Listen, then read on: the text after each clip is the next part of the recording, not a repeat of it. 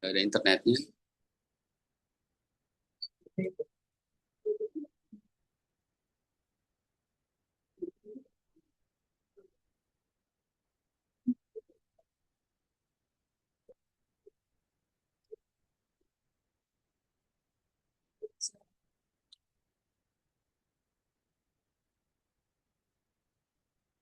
Hmm, hmm,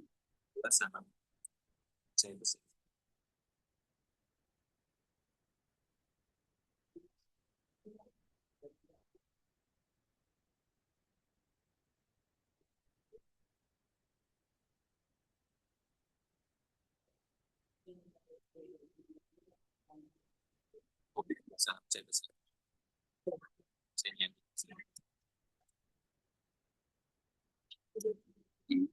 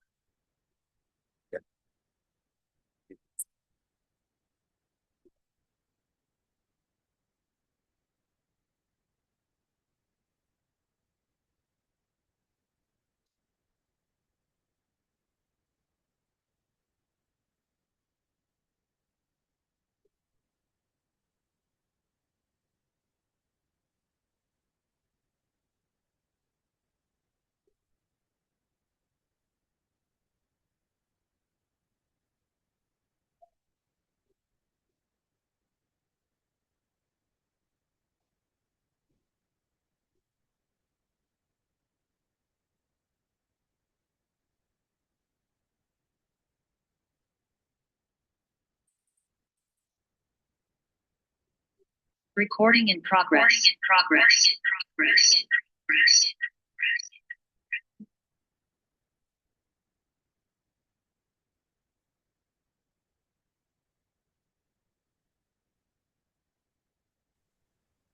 Oke, tes. Tes, Halo. halo, Cek. Tes. tes.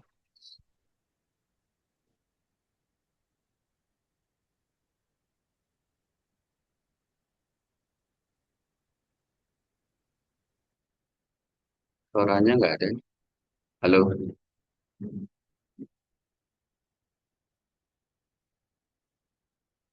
cek, tes, halo. Bismillahirrahmanirrahim. Assalamualaikum warahmatullahi wabarakatuh. Alhamdulillahirabbil alamin wa bihi nasta'inu ala umuri dunya waddin. wassalatu wassalamu ala asyrafil anbiya'i wal mursalin nabiyina Muhammadin wa ala alihi wa sahbihi wa man ittaba'ahum bi ihsan ila yaumiddin amma ba'd. Qala Allah ta'ala fil Qur'anil Karim ya ayyuhalladzina amanu taqullaha haqqa tuqatih wa la tamutunna illa wa antum muslimun. Alhamdulillah para hadirin kaum muslimin muslimat yang dirahmati Allah Ta'ala. Sebelumnya marilah senantiasa kita panjatkan puji dan syukur hanya kepada Allah atas segala limpahan nikmatnya kepada kita, terutama sekali nikmat iman Islam sehat afiat. Dan juga semoga saudara-saudara kita yang terkena musibah di Aceh Tamiang, di Sumatera Utara, di Pajang Pandang, di Padang Panjang ya. Semoga semuanya Allah Ta'ala cepat pulihkan dan yang meninggal pun Allah tempatkan di sisi Allah yang terbaik dengan mendapat gelar mati syahid insya Allah. Hadirin, kita masih melanjutkan tentang bab membatalkan air wudhu. Terakhir udah kita bahas persentuhan laki perempuan sengaja atau tidak, maka itu membatalkan air wudhu kecuali dari wanita yang mahram, ibu, nenek, tante, bibi, anak kandung, ya, saudara perempuan kandung dan sebagainya itu tidak membatalkan air wudhu. Kita beranjak kepada hadis selanjutnya masih tentang membatalkan air wudhu ya.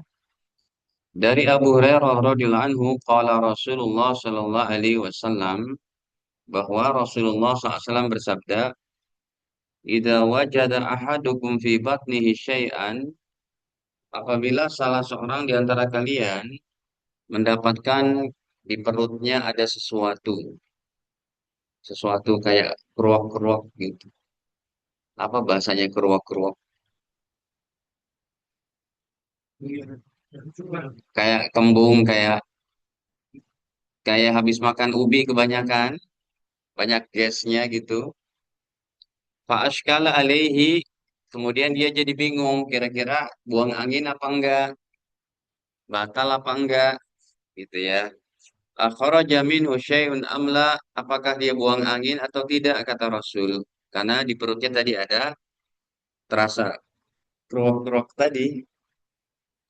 Fala yakhrujanna minal masjid. Maka kata Nabi, janganlah ia sekali-kali keluar dari masjid. Artinya, kalau dia ragu-ragu kayak begitu, wudhunya nggak batal. Ya, hatta yasma'a sautan, sehingga dia mendengar suara daripada buang anginnya. Lauya jidarihan atau mencium baunya. Akhrajahu Muslim, riwayat Imam Muslim. Para jemaah, hadis ini yang pertama adalah buang angin membatalkan air wudhu.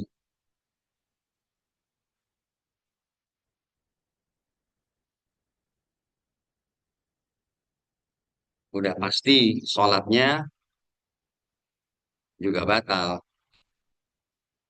Ada yang sholat batal tapi wudhunya nggak batal. Kalau ini sholatnya batal, wudhunya juga apa? Batal. Yang kedua,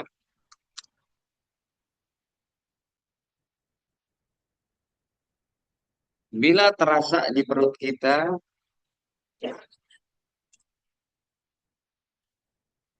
terasa sesuatu, ya, maka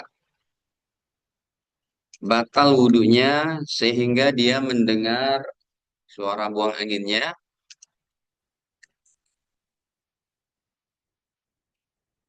Ya, bila dengar suara buang angin, kentut, ya, atau mencium apa? Mencium baunya. Sekarang gimana Ustaz kalau buang anginnya nggak bunyi tapi nggak bau juga? Kalau ini kan ada dua pilihannya. Ya, batal wudhunya karena dengar suara kentutnya. Yang kedua, bau bau apa? Bau buang anginnya. Sekarang buang anginnya nggak berbau, dan nggak ada suara. Gimana?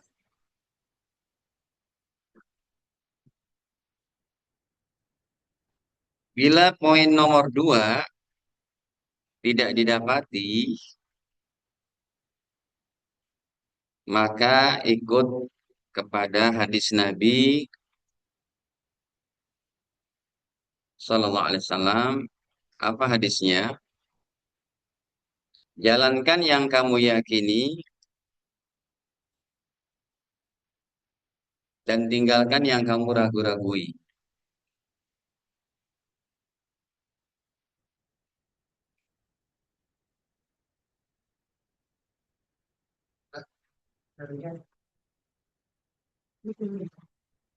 Gitu ya. Sudah. Jadi yang nomor dua, nomor tiga, Bila bila bila bila poin poin nomor nomor dua, bunyi. Bila poin nomor dua ya tidak didapati, maka ikut kepada hadis Nabi. Ini kita tampilkan hadisnya.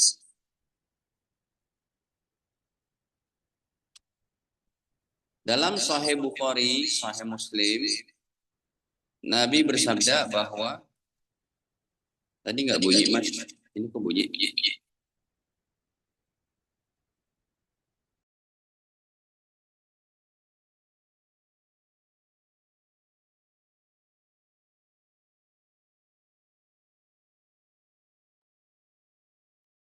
kata Rasul bahwa ribu malayari buka, tinggalkan yang kamu ragu-ragu, ikuti yang kamu yakini. Jadi perutnya terasa nih, mungkin mungkin lagi sholat, aduh kayak ada keruak-keruak gitu ya. Batal nggak nih? Ikuti yakinnya. Ah nggak batal deh, kan nggak bunyi, nggak bau juga gitu. Dan ini boleh dipakai untuk kaidah ini secara umum. Contohnya Bapak Ibu eh, makan di satu restoran yang tidak ada apa referensi halal dan haramnya. Tapi yang jual orang Islam, jelas-jelas orang Islam, ya. Lalu Anda makan, udah, saya yakin ini halal. Tapi nggak boleh juga sedia panggang babi. Saya yakin halal, halal. Nggak semua kalau itu. Itu kan sudah ketahuan banget. Gitu. Ini kalau yang meragukan. Atau Anda di satu tempat perlu air untuk berwudu. Ada satu genangan dan Anda cium, nggak ada kok, nggak kayak bau got, tidak ada bau busuk, apanya, airnya, ya udah yakin kan, wudu aja, gitu. Ya, baik. Hadirin, para jemaah dirahmati Allah, ini diantaranya hadis tentang kalau kita agak terasa, ada terasa apa, di perut kita kayak sesuatu yang bunyi, ya, atau mau ciri-ciri buang angin tapi tidak ada, maka ikuti kepada keyakinan kita. Hadis selanjutnya ada dua nih. Yang pertama dari Talak bin Ali. Qala beliau berkata, ada seorang laki-laki berkata, Masastu dzakari. Saya memegang kemaluan, ya, fi sholati dalam sholat. Tanpa aling-aling memegangnya langsung batnul kaf atau ibu apa sih? Telapak tangan, bukan pakai luarnya, pakai dalamnya. Ya, alaihi wudu, apakah wudunya batal? Faqala Nabi SAW, maka Nabi SAW bersabda, la, tidak batal. Indama huwa bid'atun minka. Sesungguhnya dia cuma sebagian daging darimu. Sebentar, yang menyimpulkan dulu. Kita belum selesai. Ini hadis riwayat Talak bin Ali. Dalam hadis ini jelas-jelas Rasul katakan yang menyentuh kemaluannya setelah berwudu maka tidak batal. Akhrajahul khamsah, hadis ini diriwayatkan oleh imam yang lima. Ahmad, Abu Daud, Tirmidzi, Nasai, Ibnu Majah. Wassahahahu Ibnu Hibban. Dan dinyatakan sahih oleh Imam Ibnu Hibban. Ya, baik. Kita buka hadis selanjutnya. Dari Busrah binti Sofwan. Ibunda Busrah binti Sofwan berkata, Anna Rasulullah qal, sesungguhnya Rasul bersabda, Man massa dzakarahu falyatawadda. Siapa yang memegang kemaluannya, maka wajib berwudu. Artinya wudunya batal. Hadis pertama Tolak bin Ali, batal tidak? Tidak. Yang ini batal. Ada kontradiksi nggak? Kontra. Baik, kita bahas. Ini juga hadisnya sahih. Ya. Hadirin, pelajarannya yang pertama adalah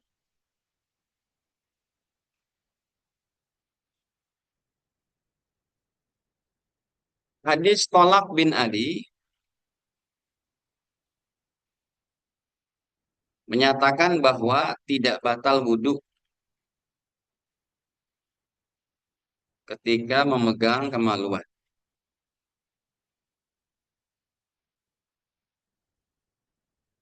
Yang kedua, hadis Busroh binti Sofwan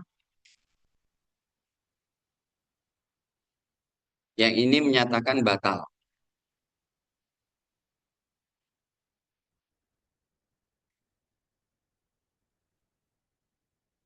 Kok kontradiksi?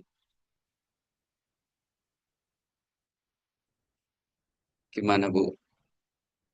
Bingung ya Bu? Ya nggak usah bingung, kan belum diajarin. Nanti kalau udah dengar jawabannya kan udah. Nah, yang ketiga, hadirin, lagi zamannya Ahok, lagi zaman gubernurnya Ahok, kendaraan roda dua tidak boleh melewati jalan protokol. Ingat nggak? Betul. Ketika zamannya Pak Anies dicabut, peraturan itu sampai hari ini masih berlaku. Roda dua boleh jalan, boleh lewat jalan Tamrin Sudirman. Berarti ketika Ahok mengeluarkan satu keputusan gubernur, peraturan gubernur seperti itu, ya, dan Pak Anies membuat peraturan baru yang dipakai yang tahun lama, tahun baru. Nah, coba masukin ke sini. Hadis tolak, hadis tolak bin Ali disabdakan Nabi Shallallahu Alaihi Wasallam tahun ketiga Hijriyah atau tahun pertama, tahun kedua Hijriyah. Sedang hadis Busra disabdakan Nabi tahun ke-6 Hijriyah. Kira-kira yang dipakai mana? Yang dipakai yang lama, yang baru. Tahun berapa? Nah, yang keempat, ya, jawaban dari kontradiksi ini, kontra hadis ini adalah yang dipakai sabda Nabi yang terakhir tahun ke-6. Yang jadi hukum gitu. Yang jadi hukum sabda Nabi Sallallahu Alaihi Wasallam tahun terakhir. Yaitu wudhunya batal nggak? Batal wudhu dengan memegang kemaluan. Tanpa aling-aling. Tanpa ada pembatas. Kayak sekarang lagi nih, lagi megang, lagi apa, pakai pakaian digaruk, kan nggak kena langsung. Itu nggak batal. Tapi Bapak Ibu jangan dibiasakan ya, terutama laki-laki, apalagi jadi public figure. Kalau dia, mohon maaf ini ada, saya melihat public figure, kalau dia nggak sadar, karena mungkin mohon maaf, saking seringnya dia megang kemaluannya tuh.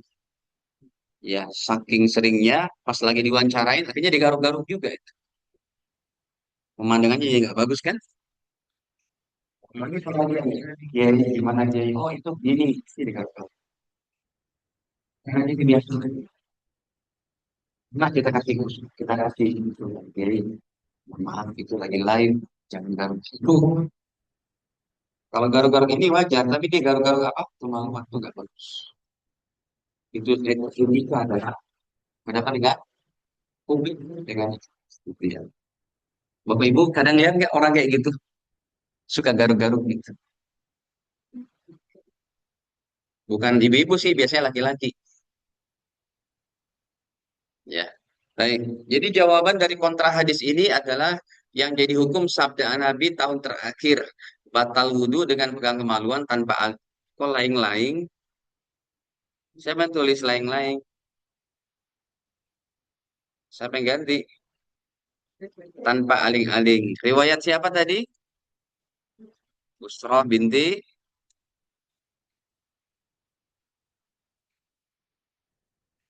Buroh. Gitu. Yang kelima, ilmu kontra hadis seperti ini dinamakan nasikh wal mansukh.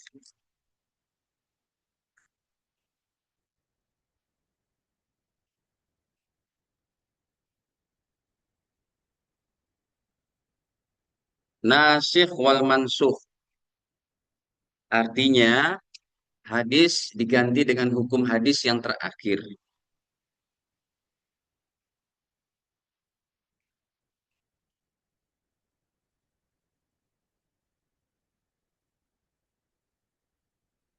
Itu. Yang keenam, yang mempopulerkan ilmu ini pertama kali adalah Imam Syafi'i.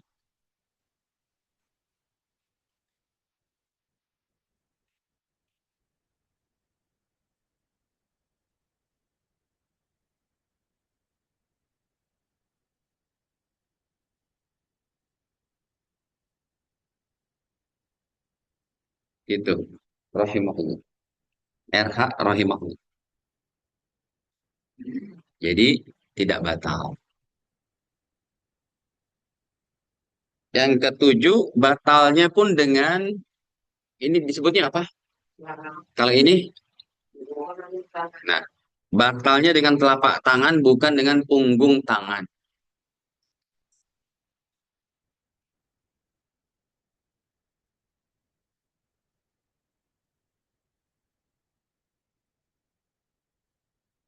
Yang kedelapan,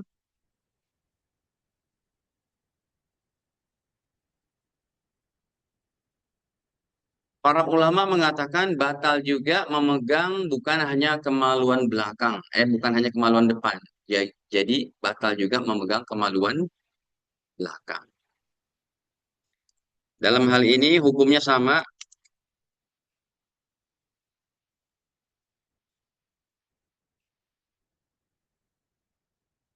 antara pemegang kemaluan depan dan belakang. Kemaluan belakang apa? Dubur. Kita sebut dengan kubul dan dubur. Contohnya apa?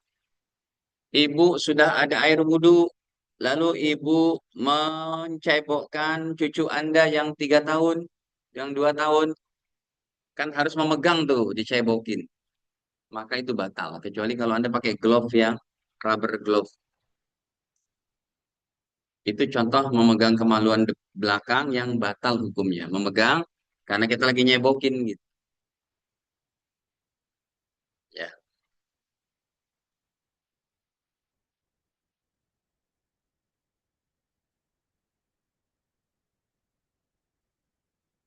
Nah, ini sampai 8 apa? Sampai 8 poin dari penjelasan hadis batal wudhu dengan memegang kemaluan atau tidak.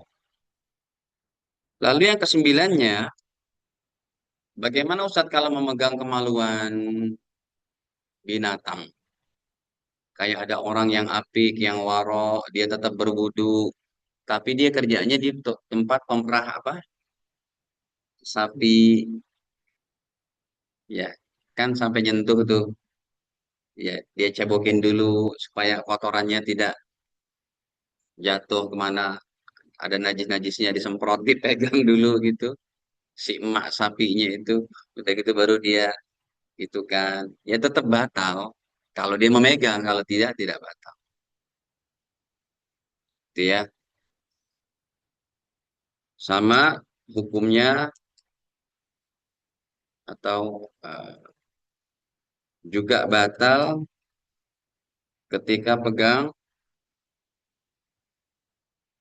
kemaluan binatang. Yang ke-10, memegang kemaluan mayit juga batal. Kok bisa Ustadz? Ya bisa dong. Apa contoh kasusnya? Lagi mandikan jenazah.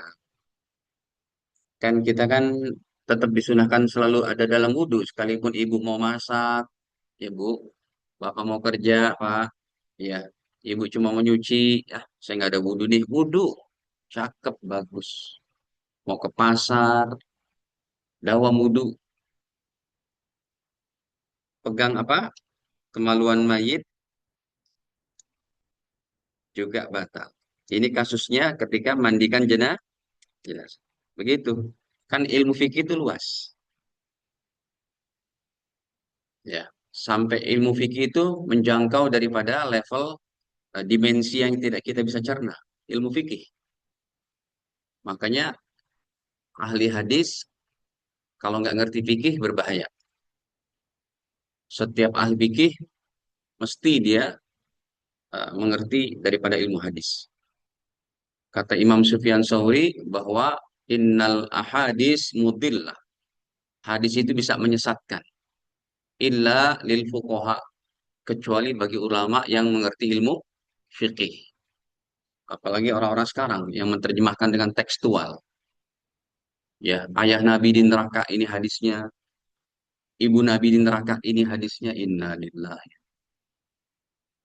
Kenapa? Pemahaman tekstual seperti itu. Betul kata Imam Sufyan Tsauri bahwa hadis bisa menyesatkan. Adalah akhirnya orang-orang sekarang sudah terkenal juga mengatakan Bapak Ibu Nabi di neraka. Ini hadisnya. Innalillahi. Nggak kayak begitu juga pemahamannya. Baik, tapi nggak usah dibahas sekarang. Biar penasaran dulu. Baik, nah hadirin, sudah ini diantaranya hadis tentang memegang alat vital baik laki atau perempuan. Gitu ya. Ilmu fikih itu begitu. Hukum fikih dia detail sekali dari masalah najis yang udah kita bicarakan, dari jenis cairan yang keluar dari depan belakang itu dibicarakan semua. Ya. Kemudian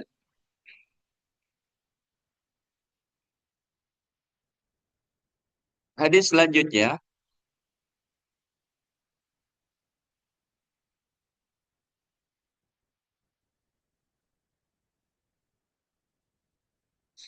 Nabi bersabda, "Man asabahu qai'un aw ru'afun aw qalas." Siapa yang muntah, au ru'af, mimisan, au qalas, ataupun dia mengeluarkan cairan, ya,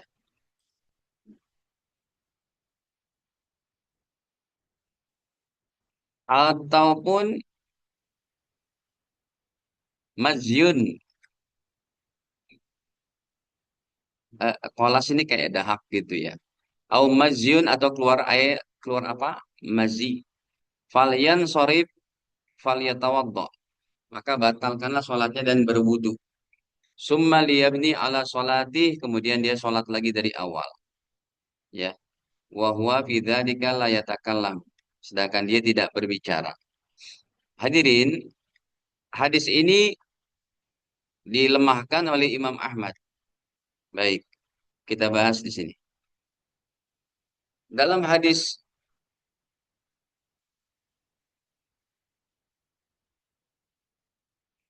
Dalam hadis tadi ada berapa? Disebutkan 4 apa 3? Yang pertama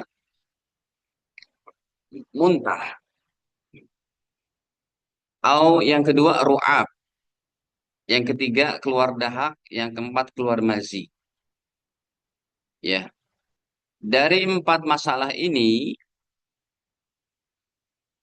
karena hadisnya lemah, para ulama katakan muntah atau berdahak atau mimisan ini tidak membatalkan wudhu. Bapak Ibu kalau muntah nggak batal wudhu, tapi wajib karena muntahan dari dalam itu hukumnya najis, ya, tidak batal wudhu. Yang kedua, dalam hadis ini disebutkan yang membatalkan hanya keluar cairan mazi. Dulu udah kita bicarakan cairan mazi apa? Sesuatu yang keluar ketika syahwat baru apa? Baru naik, belum sampai puncak. Kalau puncaknya disebut air mani. Yang satu lagi disebut wadi, ya. Jadi kalau mazi itu kayak putih telur, keluarnya tidak muncrat. Tapi kalau air mani itu seperti, maaf, ingus, tapi dia muncrat. Sedangkan air wadi seperti ingus, tapi keluarnya tidak muncrat. Biasanya wadi itu keluarnya seorang laki-laki yang, maksudnya seorang laki-laki yang tidak pernah hubungan intim. Biasanya dia keluarnya habis kencing, maka itu najis. Yang suci cuma mani saja. Nah, dalam hadis ini yang membatalkan adalah keluar mazi. Keluar mazi batalkan wudhu. Gitu. Ketika lagi sholat, yang ketiga, sholatnya batal harus diulang dari awal.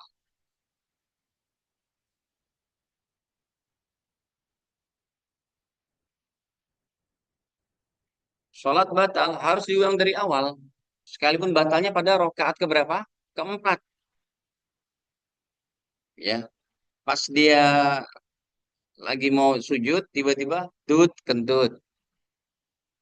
Terus pas dia contohnya lagi mau apa? Mau sujud, lalu dia membayangkan sama istri, ada keluar cerut dikit gitu. Itu sholatnya batal. Nah, sholat batal harus diulang dari awal. Tidak dengan umroh. Kalau umroh, udah tawapan yang keenam, batal. Kalau dari ulang lain apa nggak gempor, Pak? Apalagi kalau musim haji. Sekali putaran bisa berapa? 1 kilometer. Maka kalau umroh, tidak dengan umroh. Umroh silakan tinggal menyempurnakan dari hitungan yang dia batal. Cukup menyempurnakan. Ya, pada putaran yang wudhunya batal. Gitu. Jangan salah tuh, ibu-ibu kalau lagi umroh, bapak-bapak, batal wudhunya buang angin. Tadi putaran berapa? Ketiga, keempat, keenam. Ya udah ambil wudhu. Lah kan ngambil wudhunya pun jauh ya. Minta ampun. Itu itu kalau Masjidil Haram seperti itu emang kita susah banget itu. Tapi tetap harus dijaga. Kalau memang bapak ibu terpaksa berwudhu, wudhulah di tempat air zam-zam. Insya Allah nggak dimarahin. Habis sekarang disediakan nggak sih, Mas? Siapa yang terakhir umroh? Ada nggak tempat wudhu depan Ka'bah? Halo, ini pada nggak pernah umroh ya? Mas Davi ini terakhir umroh kapan? Kemarin. Ada nggak? Tempat wudhu ada nggak depan Ka'bah? Nggak ada kan ya? Ada ke sono dikit masuk ya? Yang ada lowongan itu. Bawah itu. Tetap jauh kan? Kalau sepi, tinggal nyelonong doang. Kalau orangnya banyak, susah kan? Nah, kalau saya batal wudhu, terakhir umroh kemarin sebelum Ramadan sih, bulan Februari. Nah itu ya udah Saya wudhunya di mana? Di Zam-Zam aja. Nggak diusir kok, insya Allah. Makanya dalam travel yang saya bimbing itu, saya selalu mengajarkan berwudhu dengan air segelas. Harus bisa dengan wudhu air segelas. Sehingga air zam-zamnya nggak perlu ngambil berulang-ulang. Cukup sekali satu gelas plastik itu udah bisa. Ya, dan itu harus dipraktekin. Dah,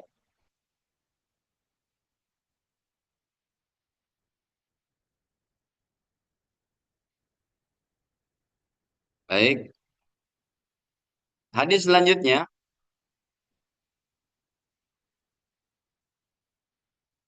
An Jabir bin Samurah radhiyallahu anhuma dari sahabat Jabir, anna rajulan sa'alan Nabi sallallahu alaihi wasallam. Ada seorang laki-laki bertanya kepada Nabi, atawadda'u min luhumil ghanam ya Rasul, apakah saya wajib berwudu karena makan daging onta, makan daging kambing? Qala, kata Rasul, in syi'ta, silakan aja kalau mau. Qala, laki-laki ini bertanya lagi, atawadda'u min luhumil ghanam, apakah wajib saya berwudu dari makan daging onta? Qala, Nabi menjawab, na'am, iya. Akhrajahu Muslim, riwayat Imam Muslim. Ini bagaimana? Kok makan daging ontak batal wudhu? Baik, kita bahas. Yang pertama, hadirin,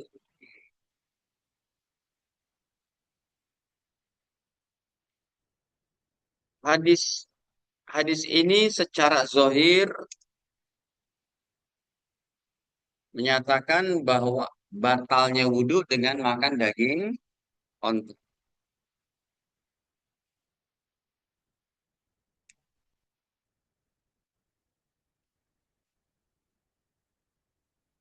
Dengan makan daging onta. Daging onta dimakan batal. Dan ya, yang kedua adalah inilah madhabnya Imam Hambali.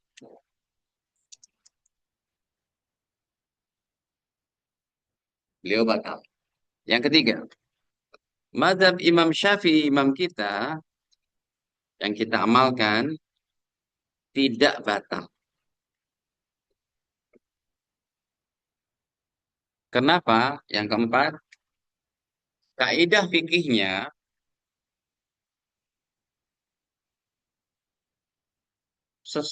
wudu batal karena sesuatu yang keluar, bukan sesuatu yang masuk. Bisa dipaham? Wudu batal sesuatu yang keluar, bukan yang mas. Tapi hadisnya sahih itu memang sahih Muslim. Kaidah fikihnya apa? Wudu batal dari benda yang keluar, bukan benda yang masuk. Tuh. Yang kelima, saya sengaja saya tulisin biar Bapak Ibu yang mau nulis atau yang melihat agak-agak ingat gitu. Yang kelima, yang keempat kaidah fikihnya, wudu batal dari benda yang keluar, bukan benda yang masuk. Minum, masuk kan? Makan, masuk kan? Tidak batal. Bagaimana jadi batal? Yang kelima, begini pemahaman hadisnya.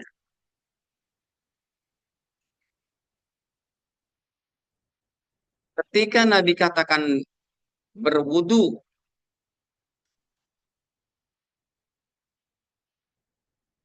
ya, berwudu dari makan daging onta,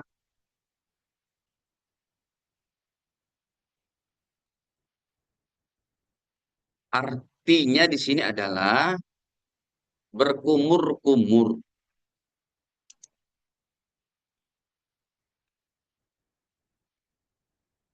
Artinya berkumur-kumur karena daging onta baunya sangat menyengat.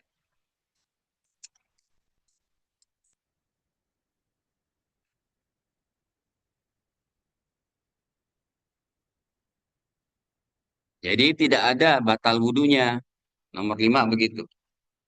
Pemahaman hadisnya ketika Nabi katakan berwudu dari makan daging onta, artinya adalah berkumur-kumur, bukan berwudu yang seperti itu.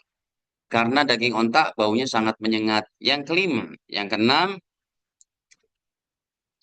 bila ada seorang muslim sudah berwudu dan dipaksa makan daging anjing, kayak di lapas kemarin, lapas apa itu? Ada kan? Di di Medan apa di mana? Bila seorang muslim sudah berwudu dan dipaksa makan daging anjing, maka tidak batal wudunya.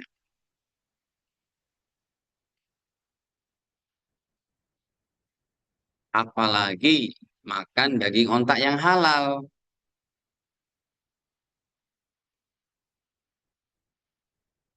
Yang yang tidak halal aja tidak batal wudhu. Kasusnya ada seorang sahabat selalu berwudhu atau seorang muslim lah selalu berwudhu. Dia menjadi tawanan dalam satu peperangan. Dia ketangkep. Lalu disediakan makannya dipaksa makan daging anjing. Kalau enggak akan dibunuh langsung. Dia makan, wudhunya tidak batal. Logikanya daging anjing aja yang najisnya najis berat tidak batal kalau dimakan terpaksa kayak begini. Lagian kita kalau nggak dipaksa kan nggak ada yang makan itu. Makanya contohnya kayak tadi dicontohin umat Islam ada yang tertawan jadi tawanan. Nah dipaksa dia untuk makan daging anjing itu tidak batal wudhunya. Logikanya kalau dengan makan daging anjing aja nggak batal, apalagi makan daging onta. Bapak Ibu pernah makan nggak daging onta? Ah, pernah. Baunya tuh dia tidak tidak seperti daging kambing dan sapi. Dia menyengat baunya. Makanya disunahkan berkumur-kumur. Gosok gigi lagi. Baik. Ini diantaranya pemahaman hadis yang barusan kita baca. Kemudian, hadirin,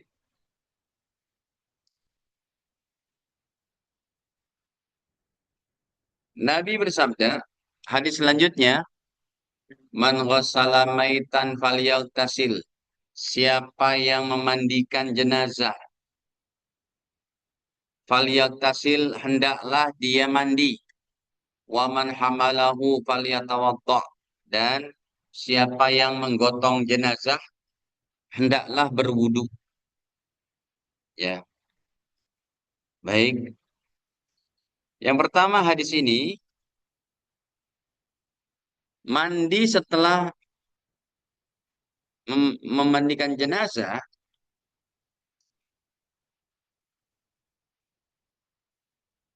eh memandikan hukumnya sunnah dan tidak wajib. Semuanya di sini siapa yang biasa mandi jenazah, dia ada wudhu, mandi jenazah tidak batal, ya. Sunnah saja untuk mandi dan tidak wajib.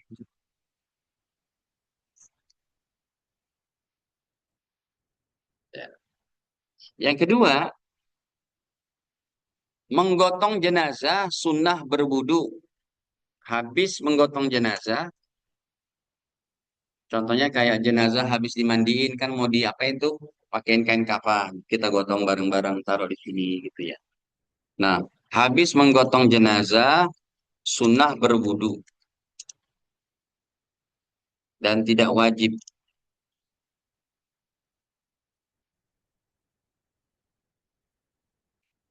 begitu. Ya, tapi kan hikmahnya itu nomor tiga, hikmahnya adalah supaya kita merasakan suasana yang berbeda. dari sebelum memandikan dengan setelah memandikan. Iya, supaya ada suasana bedanya bahwa ini adalah tidak wajib. Coba aja Bapak Ibu, udah pernah belum mandi jenazah? Apalagi kalau Anda memandikan jenazahnya nggak pakai sarung tangan, itu bau kulit jenazah nempel kayak seminggu, kayak baunya gitu. Makanya kalau mau mandiin pakai apa? Ya sarung tangan yang plastik, itu rubber. Karena perut jenazah itu sampai kubul duburnya pun harus diapain? Dibersihkan. Kalau emang dia nggak bisa itu ya diengkek sedikit basahnya tuh, dibuka sedikit, disiram dengan air yang mengalir. Tapi bukan airnya yang kayak semprot untuk motor ya. Jenazahnya kesakitan itu. Pakai air yang pakai selang aja yang mengalirnya lembut begitu. Tapi kalau biasanya orang tua kita yang kita mandikan, kita gosok-gosok lah. Ya, baik.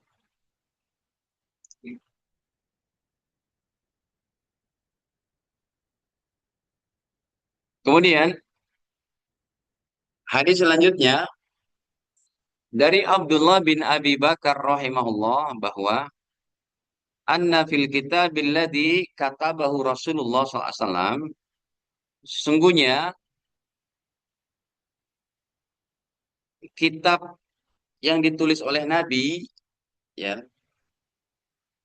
ini Nabi menulis juga nih. Dalam hadis yang lain kan Nabi nggak menulis. Jadi Rasul bisa menulis juga sebenarnya, cuma jarang sekali. Karena untuk menunjukkan mukjizat dan wahyu dari Allah.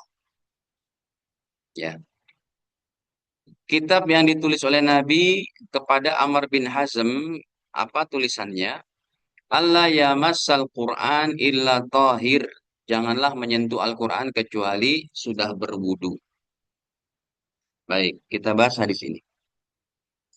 Yang pertama, Imam Syafi'i berfatwa bahwa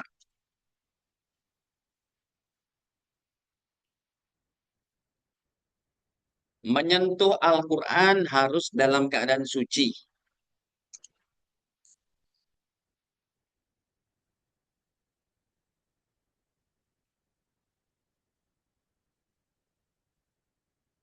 Menyentuh Al-Quran harus dalam keadaan suci. Dalil yang terkuatnya adalah surat Al-Waqiah ayat 79.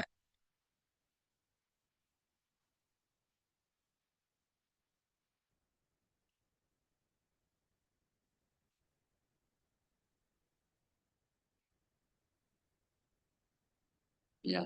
La yamassuhu illal mutahharun kan gitu. Coba kita buka surat Al-Waqiahnya.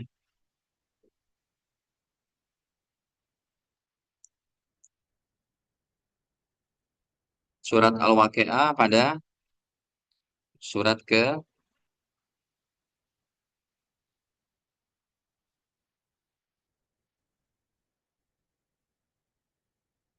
ke-55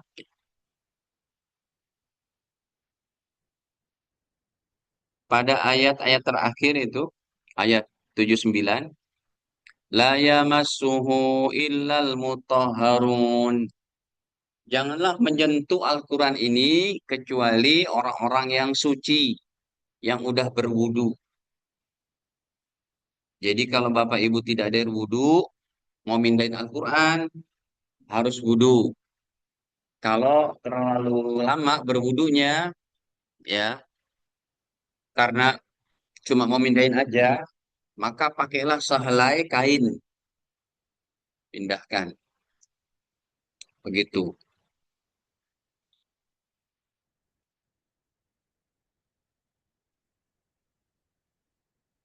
Yang ketiga, hukum ini berlaku bagi lembaran Al-Quran.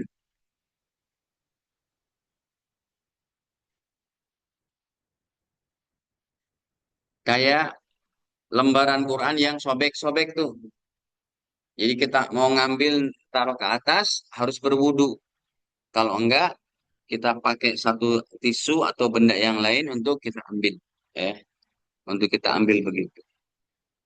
Yang kelima, yang keempat, Al-Quran yang sudah lapuk kertasnya, yang sudah tidak bisa terawat,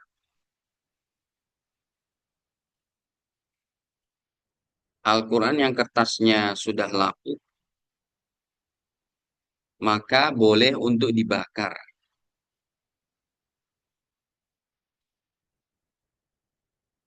Tapi bakarnya caranya jangan langsung di tempat sampah. Di situ ada pembalut, ada makanan basi, ada kotoran. Qurannya taruh situ, saya bawa bensin, bakar. Tidak boleh. Cara membakarnya gimana? Yang kelima, cara bakarnya di tempat yang suci.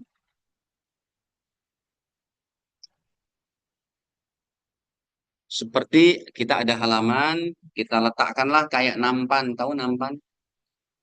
Ya, nampan atau kayu yang nggak kepake. Kalau fiber kan kebakar tuh. Kalau kayu nampan nggak terlalu ini. Nah, boleh lembarannya untuk dibakar pelan-pelan sampai cara bakarnya tempat yang suci. Yang keenam, tulisannya sudah betul-betul semuanya menjadi abu terbakar. Wajib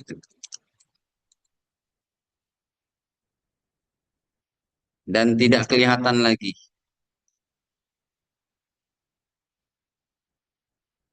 Ya, kayaknya tuh kalau kita bakar sehelai saja, udah hitam kan tuh jadi arangnya. Lalu kalau kita tumbuk begitu kan, udah apa? Udah tinggal hitamnya saja, tidak kelihatan tulisannya. Nah, nanti yang ketujuh, ya, usahakan tidak dibuang di tempat sampah juga, tapi ditanam.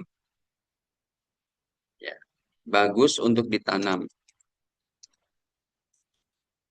Jangan diletakkan di tempat najis. Gitu. Ya, baik.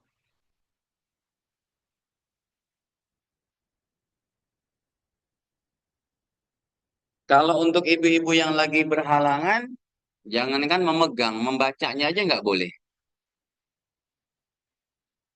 Ya, coba ada nggak di sini?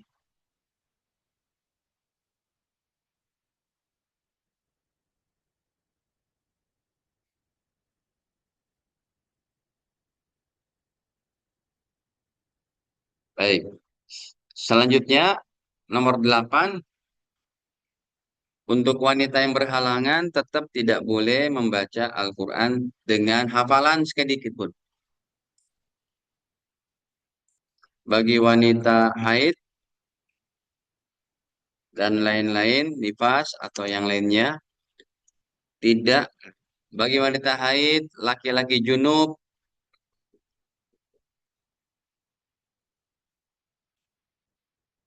dan lain-lain, tidak boleh membaca sedikit pun dari ayat Quran.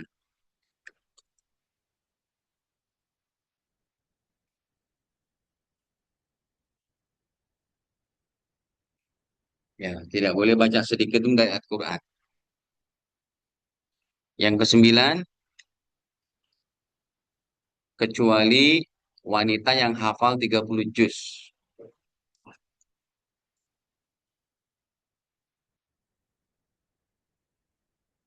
Boleh membaca tanpa memegang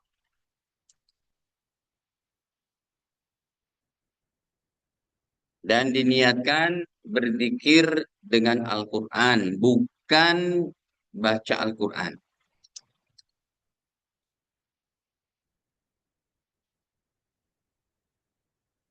Bukan baca Al-Quran. Itu kalau wanita apa yang hafal 30 juz. Karena kalau dia menstruasinya sampai 10 hari, kasihan. Dia tidak baca Al-Quran, khawatir Qurannya apa hilang. Ya, kecuali wanita yang hafal 30 juz boleh baca tanpa megang dan niatnya dzikir dengan Al-Qur'an. Sama yang ke-10 seperti ustazah wanita gitu ya. Ustazah yang mengajar Al-Qur'an. Ya, dibolehkan baca tapi tidak memegang ketika lagi haid ya.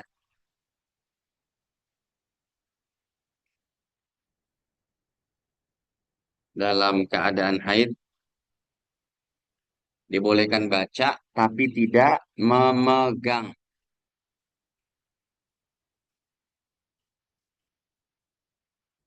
Ya, gitu Bapak Ibu.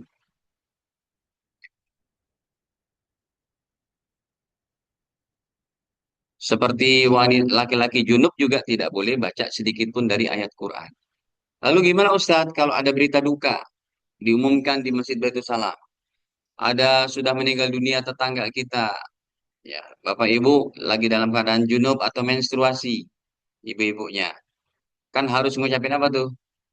Innalillahi. Nah, itu kan ayat Quran. Innalillahi itu ayat Quran. Sampai atau ibu bapak mendengar kabar gembira. Pak, anaknya lulus nih Pak, nilainya baik. Ibu lagi menstruasi. Ucapin Alhamdulillahirabbil alamin. Itu ayat Quran bukan? Ayat Quran, boleh nggak bacanya? Lagi junub dan juga lagi haid. Jawabannya boleh bacanya, tapi niatnya berzikir. Innalillahi wa inna ilaihi raji'un. Alhamdulillahirabbil alamin. Ya Allah, anak saya lulus gitu. Ya.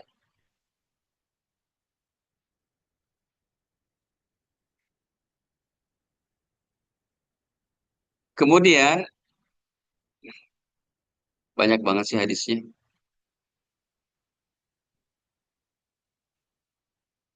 Ya udah segitu dulu deh Bapak Ibu. Sayanya kecapean. Ya, cukup beberapa hadis ini dulu. Silakan, ada yang mau ditanyakan? Kita masih banyak waktu. Ya, silakan.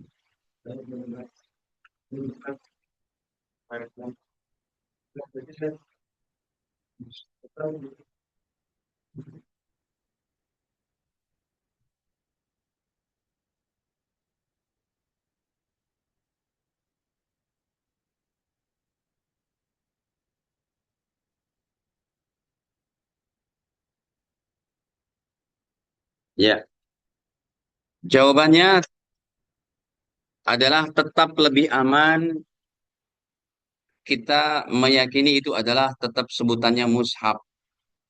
Karena yang 30 juz itu, ya sebenarnya kalau disatukan tetap 30. Cuma dia bacanya mau satu-satu saja. Itu tetap mushaf. Yang terbaiknya itu. Yang kedua, ada tulisan Latinnya. Tetap mushaf. Yang ketiga, termasuk terjemahan Quran. Terjemahan Quran, Bapak Ibu, itu semuanya masih terjemah lafaz-lafaz kalamullah. Maka tetap disebutnya mushaf. Kecuali tafsir. Contoh, ini kitab tafsir Jalalain. Ayat Qurannya cuma separagraf. Atau dua, apa tuh? Dua garis. Ya, sementara tafsirnya sampai bawah, 80%-nya. Itu boleh tidak pakai air wudhu. Karena ini disebutnya bukan mushaf, tapi kitab tafsir. Tapi kalau Al-Quran, sekalipun dengan terjemah, dengan ada tulisan Latinnya, itu tetap disebut mushaf. Untuk kehati-hatian lebih baik begitu. Dan menjaga kehormatan apa? Al-Quran. Baik.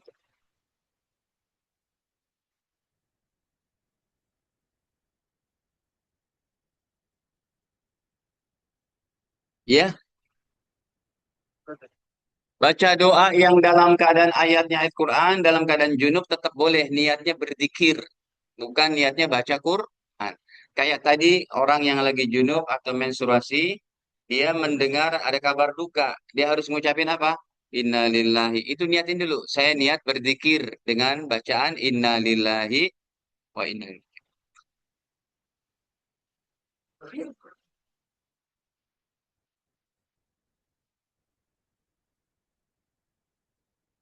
Apa, Bu?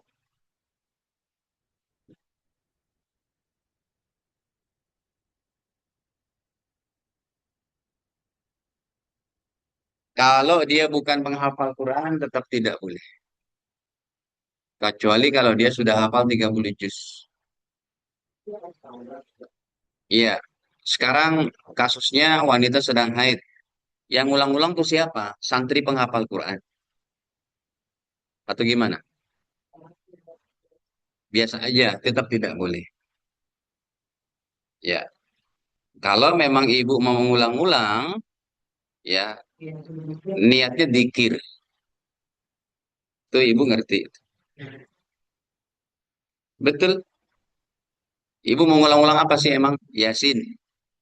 Yasin wal Qur'anil Hakim innaka laminal mursalin ala siratim mustaqim. Sebelum baca niat dulu.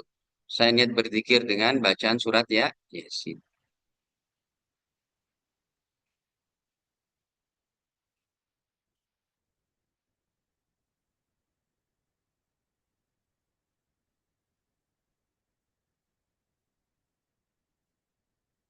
Iya, sunnah diwudukan juga setelah dimandikan. Enggak diwudukan nggak apa-apa juga. Tapi hukumnya sunnah. Uniknya di mana? Kan wudhu sebenarnya yang niat siapa? Si mayit. Cuma kan mayit nggak bisa niat, Bu. Mayit, niat lo. Ayo, gue wuduin gitu. Maka yang niat siapa? Orang yang mandikan tadi. Saya niat mewudukan si mayit. Itu sih cuma formalitas aja. Sunnah untuk diwudukan. Tapi tidak wajib.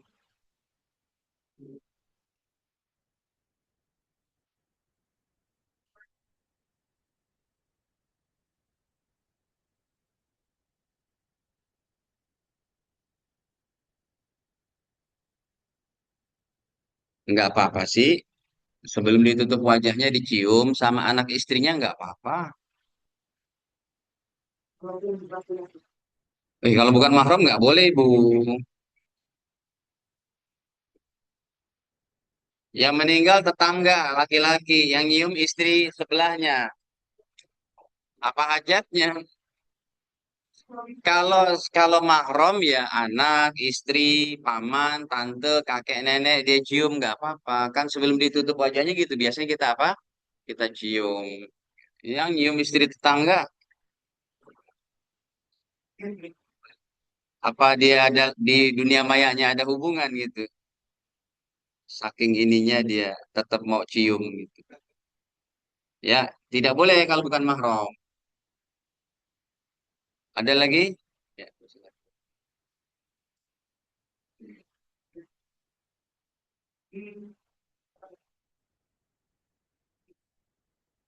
Hah?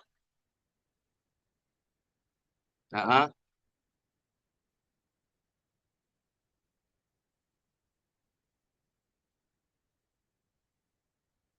nggak apa-apa kalau mendengar, asal jangan berucap. Kalau terucap, niatin berzikir, berzikir dengan murattal tadi. Terus,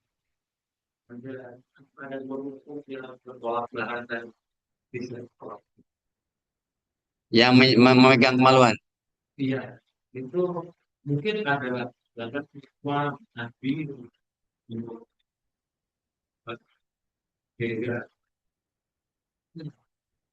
Latar belakangnya bahwa alasan Nabi yang pertama, umat Islam tadi kan baru-baru tuh awal-awal masuk Islam. Jadi biar tidak terlalu menyulitkan, gitu ya. Dan rata-rata saat itu mereka belum terjaga kebersihannya karena masih dalam keadaan baru masuk Islam. Jadi pada gatel-gatel, garuk-garuk gitu. Nanti tahun ke-6 udah makin pinter, makin bersih, keimanan pun makin kuat. Bahkan mereka pun sebelum beristinja pakai batu, pakai air, udah bersih banget baru batal gitu ya. Cukup ya, Usada. Gimana Ibu?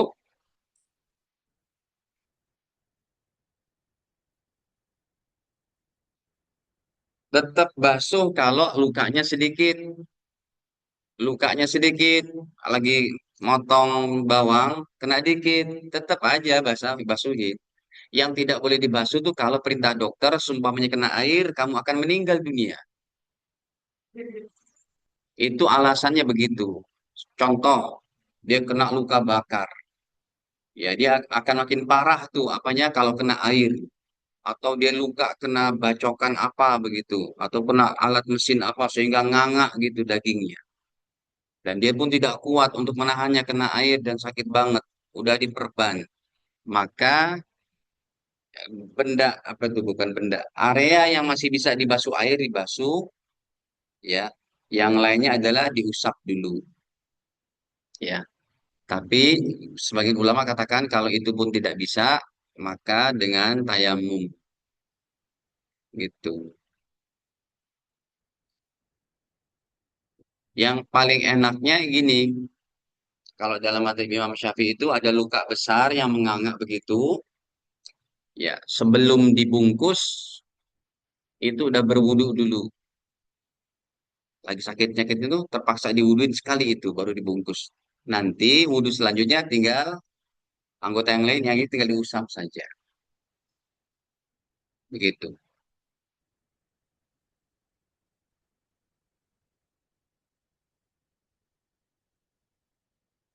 Maaf, maaf sebentar, nggak kedengeran.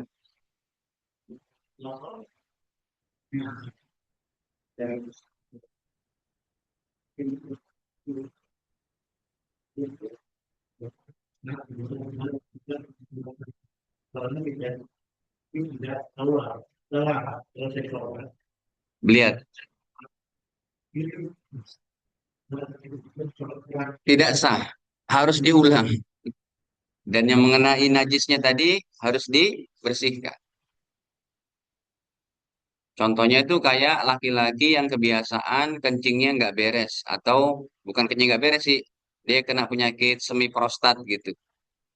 Jadi pas dia sholat tetap ada yang keluar. Curut. Itu sehabis sholat dia lihat. Kalau ada yang keluar, sholatnya diulang. Kalau tidak, aman sudah. Ya, Bapak Ibu, ini saja yang dapat kami sampaikan. Saya harus berangkat ke tempat lain. Ada namulah jemain. Ini bagus nih, Bapak Ibu datangnya awal-awal ya. Setengah delapan tadi udah datang ya. Sayanya malah tidur. Baik, tadi udah kita mulai juga jam 8 kurang 15 kan? Atau kurang berapa menit. Ini saja dan kita lanjutkan pada pembahasan-pembahasan yang akan datang insya Allah. Kurang menyenangkan. Kita akhiri dengan kabar majelis. Subhanakallah bihamdik. Asyhadu an la ilaha illa anta astaghfiruka wa atubu ilaik. Wassalamualaikum warahmatullahi wabarakatuh.